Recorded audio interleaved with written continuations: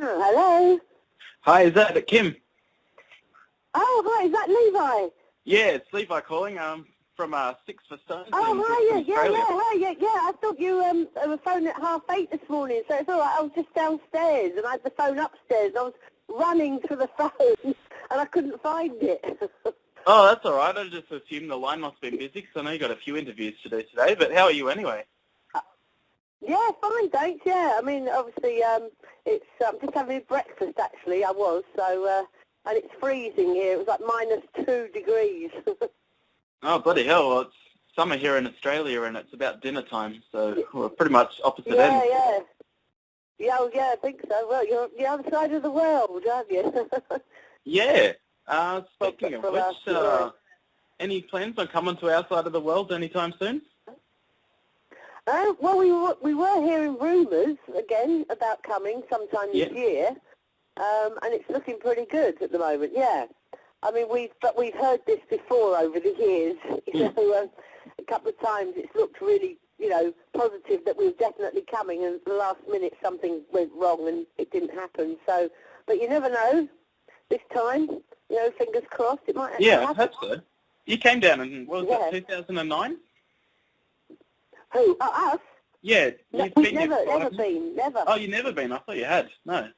Oh, it'd be great to see you come down. No. Yeah, no, that's what I'm saying. I think it was 2009 that it was all set up for us to come, and then at the last minute, it just all fell to pieces, and it didn't happen. Yeah, it seems to happen quite often here in Australia. I know we don't even have a major music festival anymore, and we always seem to get cancellations. So I don't know, maybe we just don't have enough rock fans here. Well, I think with us it was something to do with the finances, or something about the pound. Where it was all set up, and then something happened and then it wasn't for the people that were paying. Basically, it wasn't financially viable or whatever. Because obviously it probably cost quite a bit to get us out there or bands out there. And it was something to do with that. I remember then it was a bit of a crash, and of course everything, sort of went belly up really. But yeah, so we were very disappointed then. Yeah, that's all right. And of course, at one point we had our guitarist Chris Bonacci is Australian. She still is Australian. She was in the band at the time when we were supposed to be coming over, and she was actually over there visiting her parents, and she did loads of interviews and everything about the tour. And so we really thought this time it was definitely going to happen. Of course, that fell through as well. So you never know. Yeah, it's all good. But it's looking good for this year. I had to listen to your album, Guilty as Sin, today, and it's bloody awesome. You've been around for decades now, and you've still got it. You haven't lost it at all. What keeps you going? Oh, thank you. I don't know. We must be nuts, basically. I really don't know. A lot of people ask that. I just think, I don't know, I suppose it's become a way of life, really. This is sad, I mean, what else could we do, I suppose? I don't know, we just sort of, and plus we're all friends. Me and Denise, we've been a drummer, we've actually been together since we were, since day one, basically. And she's actually, and we lived together in London, only a couple of miles apart in London. And I moved out of London up into more in the countryside now. In the old days, you always moved to the countryside. Yeah. And she's just actually moved up here as well, a couple of miles away from me up here. So, yeah, we're still that close, So, yeah. I don't know, I suppose it's just, we keep going as well because people keep asking us. I suppose when people stop asking us, that might be the time to think about it, Yeah, for sure. Do you remember your first ever show? It must have been back in, 74, 75. Did you get a good reaction when you first started? Yeah, I do. Well, we used to we were a covers band called Painted Lady right back in the, you're talking about, well, it wasn't 74, it was about 70, what am I talking about, 77, perhaps like that. But we actually used to sort of all play together before that in youth clubs and that, But anyway, our first proper sort of gig was in a pub. We were too young even to be in a pub. We couldn't drink or whatever because we were like about 16 or whatever. And, we went down, but people didn't really know what to make of us because, they'd never really seen an all-girl band before. And, of course, we were bloody awful. I mean, we must have been, we couldn't hardly even play. We just got together and we thought the best way for us to learn to play was to all learn together, sort of, help each other on with it, and that was the way we did it, really. We sort of threw ourselves in at the deep end. Yeah, I'm not sure if I'm right, but was it actually Motorhead that brought you out on your first tour?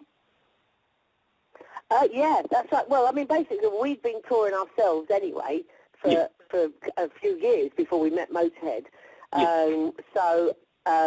From about 77 or whatever. What are we now? 2016? Are we? Yeah, I think we've been going 37 years as Girlschool. But so yeah, from a good couple of years before that, we were actually touring all around Europe ourselves. Literally just bundling into the back of a van with our gear that we stole from my mum and dad. Poor old mum and dad stole their van. Off we'd go. Doing gig everywhere, and then, of course, it was around that time as well, late 70s, the punk era, where everybody was doing it, and people were starting up their own labels, record labels. And a friend of ours, he started up his own label, and he'd already put a single out with friends of ours called UK Subs. I don't know if you've heard of you must have heard of the UK Subs. Oh, sounds familiar. Yeah.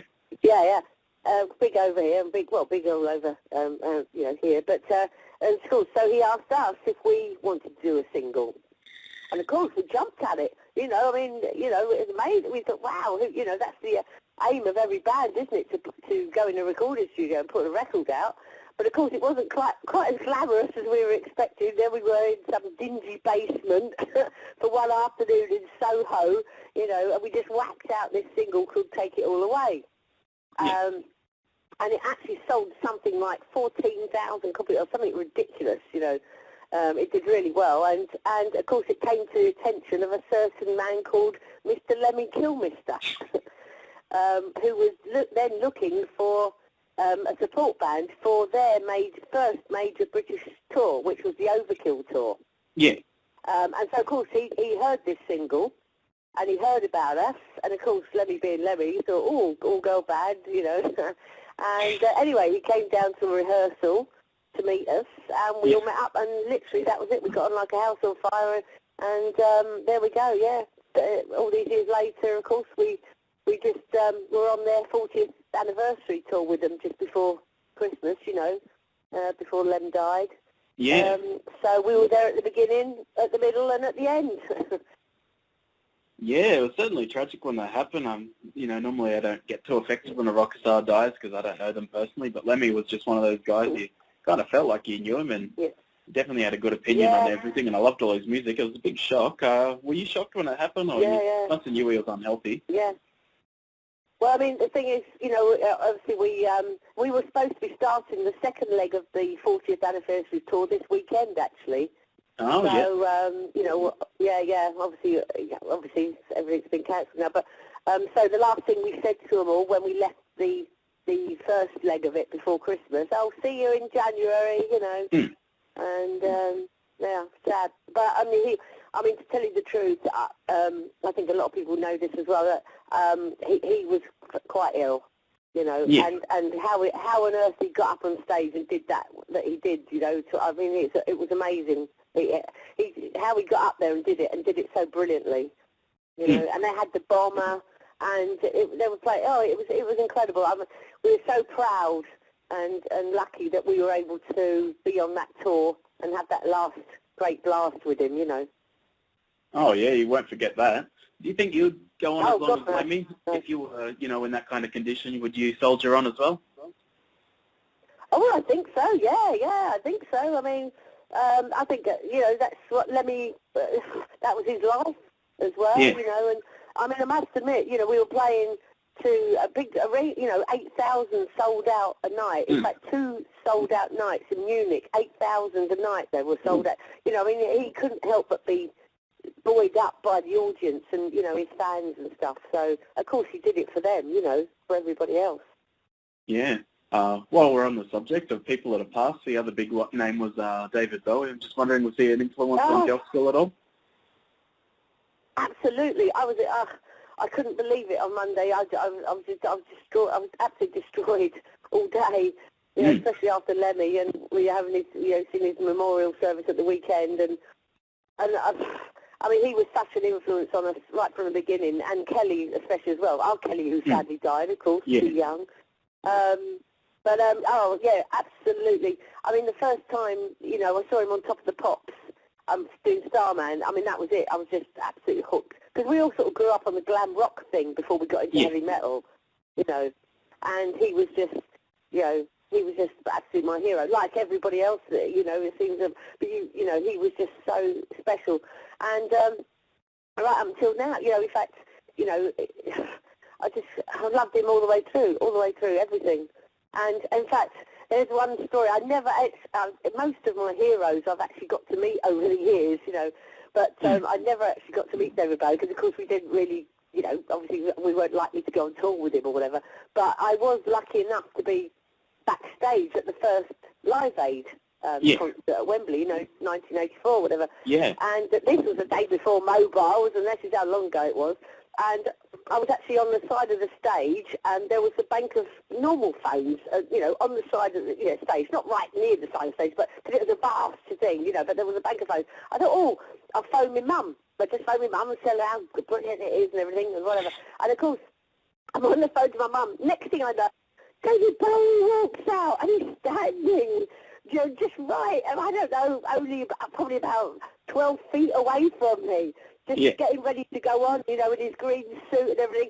And he's just standing there, and I look at, and my knees went all funny. And I thought I was going to faint. I really did. My knees started shaking. And I'm saying to my mum, I said, Mum, I can't speak. He's standing around. He's going, go and say hello to him. I said, don't be stupid. I said, I've got to go. I can't talk. So I said, put the phone down, and I'm just standing there, look at him shaking, you know. Did you say anything to him? What? No, I couldn't speak. I couldn't stand up, let alone speak. And no, I wouldn't have even dreamed of it because he was just about to go on stage anyway, so there's no way he'd want some gibbering wreck, you know, going up to him. No, I just stood there in awe and, watched. And that was so special to me, you know, just to actually be in his presence and, a massive fan. So shocking that was as well, so...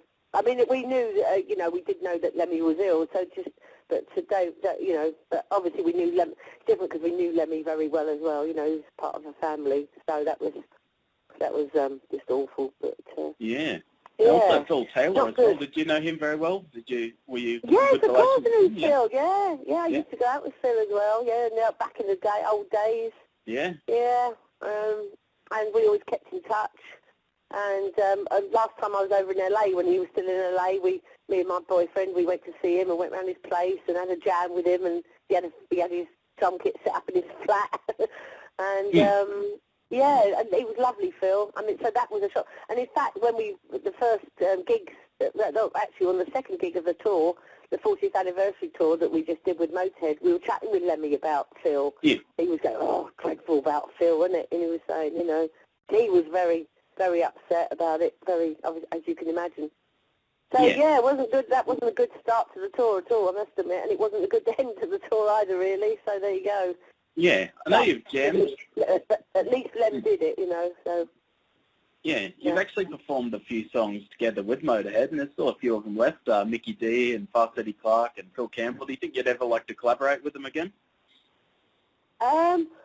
Well, I know that Mickey and Phil have said that's it, you know, no more, sort of thing. But I'm in touch with Eddie, actually, all the time. And, in fact, we spoke on last Saturday on Lem's Memorial Day because he wanted to go there, but he couldn't because of visa problems.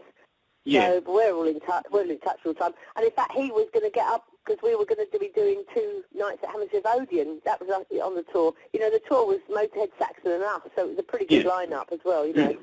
And Eddie was going to get up on stage with Motorhead, and there was talk of Lemmy getting up with us to do Please Don't Touch. We've only ever done it twice with him, but both times in London, I'm afraid. So we're all in touch. But it's possible that we might be doing some gigs, you know, with Saxon or something, probably this year. And apparently they might come up and... Yeah, they might come on stage. Who knows? I don't know, but we'd like to do something as a sort of a tribute or memorial or something for Lemmy. Well, I just heard today Mickey D's going to be playing drums for Thin Lizzy for a while, so it's good that he's getting back out there again. Oh, I saw something about that. I saw something about Thin Lizzy. I think, well, there's only Scott Gorham, isn't there? And the Brian Downey. Yeah. Oh, right. Yeah. That would be good fun. He's bloody good drummer, Mickey. Yeah. Oh, yeah, phenomenal. Oh. Anyway, Well, that's interesting. I know you've got a fair few more interviews to do, so I won't keep you too much longer, but I'll just ask one more question. Just throughout the years when you started, there weren't too many females in rock. I know there was Joanne Jett and there was a few others, but now it seems pretty common, especially got power metal. Every power metal band seems to have, a female singer and very popular, and a lot of rock bands too. You see female guitarists all the time. Do you think it's become more accepting over the years? Well, definitely. It's about time, I think. Look, 37 years, that's all it's taken. I mean, I must admit, when we first started out and when we first had our success, we thought there was going to be loads of other bands coming up, female bands, but it didn't seem to happen. It's only been sort of in the past 10 years, I'd say, that there's been, more come on the scene, yeah. So, yeah, about time, and why not? Yeah, for sure. Well, it's been awesome talking with you today, Kim, and I hope you do get a chance to come down to Australia, because I'd love to see you guys play. Well, we'd love to, and this year, as I say, it's looking better than it has been for ages, so you never know, that'll be amazing if we can, yeah. Yeah, awesome. Well, thanks very much for taking your time out to talk with me. Okay, no problem. Right, I'm going to get them wrapped up because I've got to go out and look after my bunnies, my rescue bunny rabbits out in the garden at the moment, so they want to be let out even in this freezing cold. They must be mad. All right, well, be sure to feed them a carrot for me. No, I will do, yeah. All right, then. Yeah, cheers then, Levi. Bye. Cheers. Bye. Bye.